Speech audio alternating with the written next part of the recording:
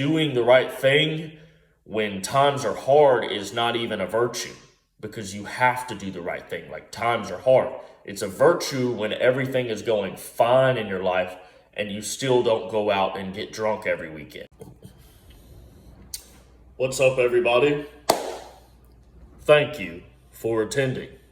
Today I'm going to be talking about emotional intelligence.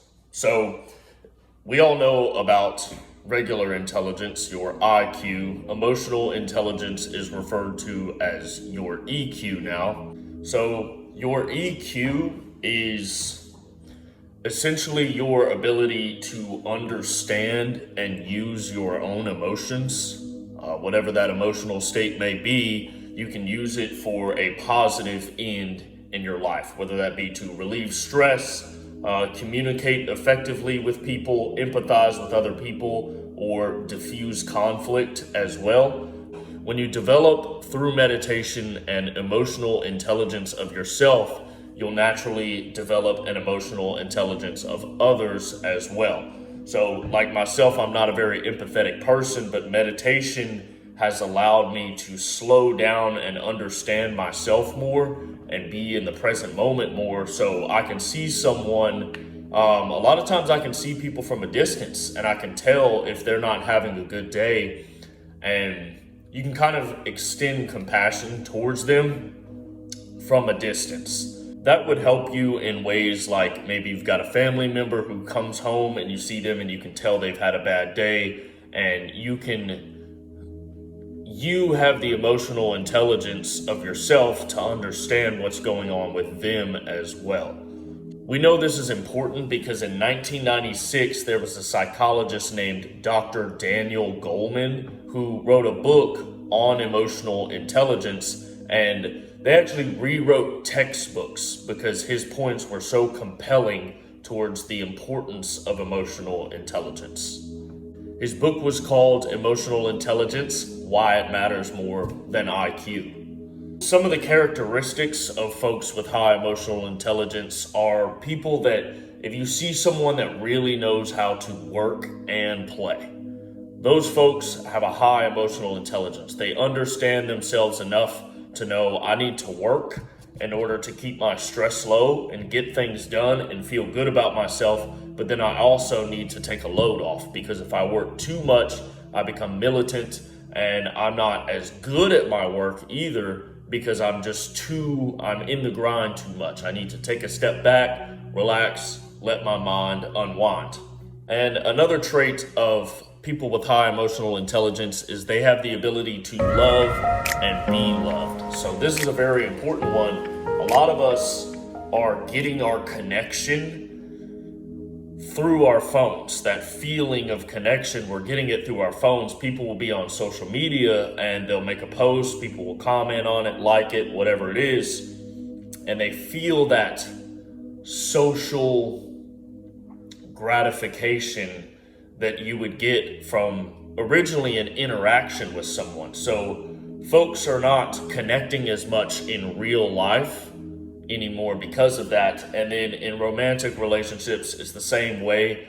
People are getting on the hub too much, and so they're not able to connect romantically as well either. And you'll see there's a lot of people that are not open to love or being loved. Either one, open to giving or receiving love. And having that emotional intelligence allows you to open up to that.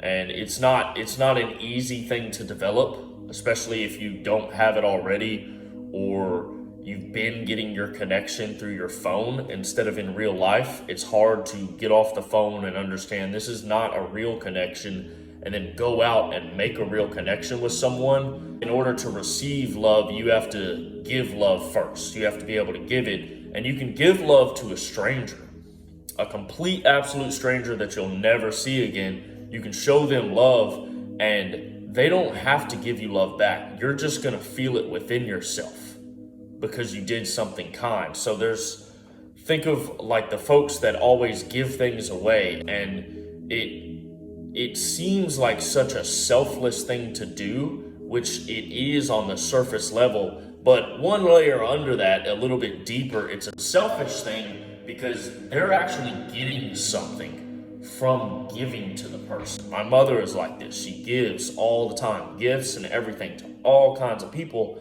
And it's because she feels good when she does that. She gets a reward from doing things like that. She just recently made a bunch of things, like little towels and crafts and stuff for some ladies who were helping her while she had breast cancer. And she made it like for the entire doctor's office. She probably made like 20 towels. And my mom just does things like that because she is giving that love so she can feel that love and she'll receive it back even if it's just from herself. She's getting all of that. So this is that emotional intelligence to understand what we need when we need it, or what someone else needs when they need it.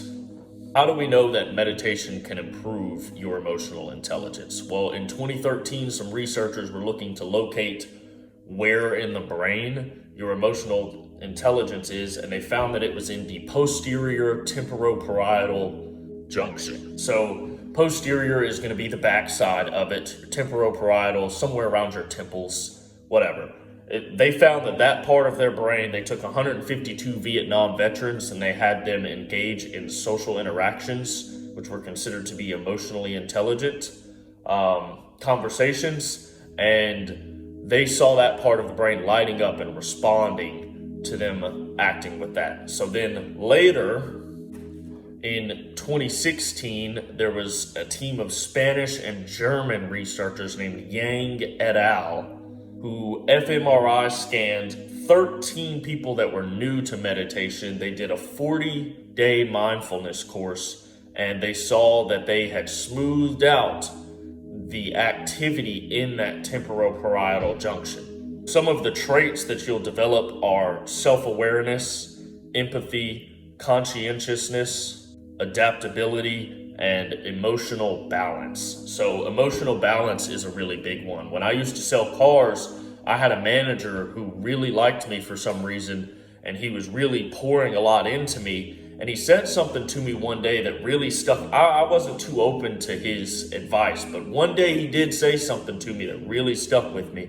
And he said, when I'm having a good day, I'll light up the entire dealership. My smile, the way I walk, everything just lifts everyone up. But he said, I'm actually too high because when I'm feeling that good, I don't get a lot of work done. I'm kind of all over the place just having fun with my life. And then on my low days, he says, I look like I could kill someone because I'm so angry. So this is where that balance can come in, because you want to ride right in the middle. You don't want to be too high or too low. You know, biblically, they said that doing the right thing when times are hard is not even a virtue, because you have to do the right thing. Like, times are hard. It's a virtue when everything is going fine in your life and you still don't go out and get drunk every weekend. Everything is put together and in order. You can go and get drunk and you don't do it. That's when it becomes a virtue. So that again is riding those ups and downs, but being right in the middle of them throughout the entire thing. You never want to get too high and you never want to get too low either. And having that emotional intelligence will let you recognize when you're moving into one of those states, whether it be too high or too low. So meditation will train this emotional intelligence by, when we sit there and we have these thoughts or these emotions come up, a lot of times you're feeling things through your body. Your body will respond to a thought, or your body will just be tensing up in a certain way that it always does, and then you will have a thought that you have commonly pop into your mind. And so you can see that it'll happen, you'll get caught in it, you can see it, and you can take a second and say, am I thinking or am I feeling? And you just take a second for that answer to come to you, and then you know, oh, I was feeling this thing. My body started feeling a certain type of way, and then I started thinking this certain type of way, and then you go back to your breath. So you're breathing through those ups and downs. whatever they may be. This is how meditation trains you to have that emotional stability, to understand yourself and where your emotions are coming from. I used to, when I was trying to break a lot of addictions that I had in my life, I used to know when I felt really good and I was going home, I knew it was a recipe for disaster. So sometimes I would stay out, I would go to like a park or something to sit down and calm down because I knew I'm cranked up and I'm gonna go do some dumb stuff. I'm gonna go get drunk, whatever it is. I was living on the West Coast. I could have bought weed half a mile from where I lived. So I had developed an understanding of myself that I am feeling a certain way right now.